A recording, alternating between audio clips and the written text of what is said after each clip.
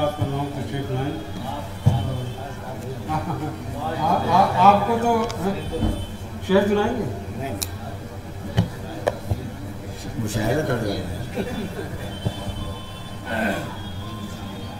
جناب صدر ڈاکٹر ولا جمال، معزز خواتین و حضرات، ڈاکٹر صاحب یہ رسم بعد میں کر لیجیے گا، یہ لکھت پڑھت بعد میں کر لیجیے گا، یہ ادبی کی بات ہے. معزز خواتین و حضرات، انتہائی خوشی کا مقام ہے کہ ہماری نئی بستیوں کی ایک شاعرہ کے شعری مجموعے کا اجرا ہے. جو بات بار بار داغ کے مصرے میں تھوڑی تبدیلی کے بعد کہی جاتی ہے کہ سارے جہاں میں دھوم ہمارے زباں کی ہے، تو واقعی اب 20ویں صدی کے اواخر اور 21ویں صدی میں سارے جہاں میں دھوم ہماری زباں کی ہے. چاہے ہندوستان میں نہ رہی ہو، لیکن باہر ملکوں میں ہماری زبان کی، اردو زبان کی بہت قدر و منزلت ہے. ہم لوگوں کی زبان مادری زبان ہے، اس لیے ہمیں اس کی قدر نہیں. آپ نے ابھی ڈاکٹر ولا سے جو زبان سنی وہ ان کی سیکھی ہوئی زبان ہے، مادری زبان نہیں ہے ان کی. لیکن کہیں آپ نے یہ محسوس نہیں کیا ہوگا کہ کہیں یہ پڑھتے میں یا بولتے میں کہیں لکنت پیدا ہوئی ہو، کہ ہچکچائی ہو.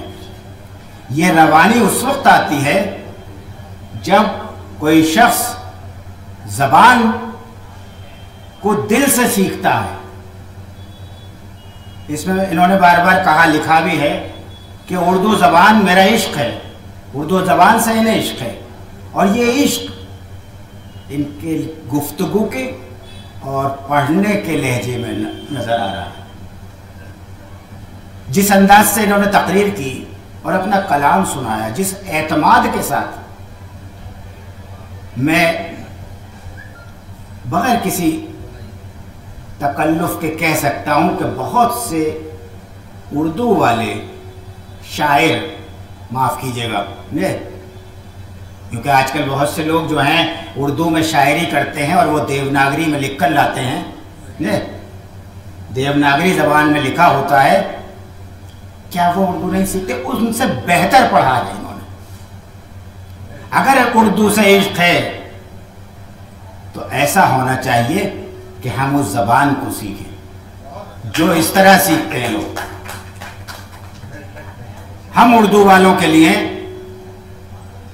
یہ خوشی کا مقام ہے کہ دوسرے ملکوں میں اردو زیادہ فروغ پا رہی ہے. میرے بہت سے ملکوں میں جانا ہوا،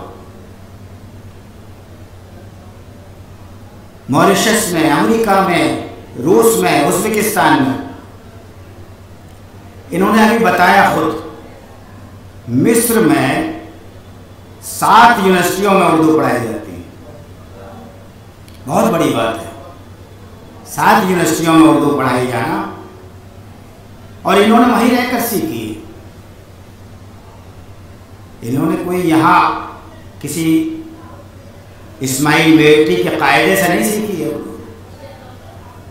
اور خود ابھی کہا انہوں نے تقریر میں کہ ان کے یہاں وہ ماحول ہی نہیں ہے کہ بات کرنا چاہیں کسی سے، یہ گھر میں بھی اردو میں بات نہیں کر سکتی، عربی میں بات کرتی ہے. سب آس پاس دوستوں میں عربی میں بات کرتی ہے. اردو یا کوئی بھی زبان اس وقت بہتر طور سے آدمی سیکھتا ہے جب اس زبان کے ماہرین کے درمیان رہتا ہے. یہاں بہت سے لوگ، ہمارے قاسمی صاحب بھی بیٹھے ہیں اور ہمارے یہ جامعہ کے اساتذہ بیٹھے ہوئے ہیں، ان کے یہاں بھی، ہمارے دلی یونیورسٹی میں بھی بہت سے طالب علم اردو سیکھنے آتے ہیں. تو وہ بازاروں میں جاتے ہیں. کیوں؟ اس لیے کہ وہ زبان سیکھ سکیں صحیح کہ کون سا لفظ کس طرح بولا جاتا ہے, کون سا جملہ کس طرح ادا کیا جاتا ہے. اسی وقت آتی ہے اردو یا کوئی بھی زبان جب آپ اردو والوں کے بیچ رہیں گے. ان کی زبان جس طرح کا لہجہ ہے, مجھے یاد آ رہا تھا کہ ہماری دوست ہیں ڈاکٹر لڈمیلا ماسکو کی یا ایرینا, وہ بھی اسی طرح زبان بولتی ہے کہ اگر آپ پردے کے پیچھے سے سنیں ان کا کلام جو اس طرح انہوں نے اعتماد کے ساتھ پڑھا ہے, وہ چند تلفظ کی ہر ایک کے ساتھ ہوتی ہیں. بلکہ یہاں آپ ہمارے بہت سے صوبوں کے لوگ جو ہیں وہ صوبائی یا علاقائی مجبوری ہوتی ہے, وہ صحیح تلفظ ادا نہیں کر پاتے, وہ نہیں کر پاتے. تو ان کی تو زبان ہی مختلف ہے. تو پردے کے پیچھے سے اگر ان سے سنیں تو گمان نہیں ہوگا کہ ان کی مادری زبان اردو نہیں ہے. جیسا کہ ابھی آپ نے ان کا کلام بھی سنا, تقریر بھی سنی. ہندوستان اور مصر کا کلچر, تہذیب میں تقریباً یکسانیت ہے, تقریباً یکسانیت ہے.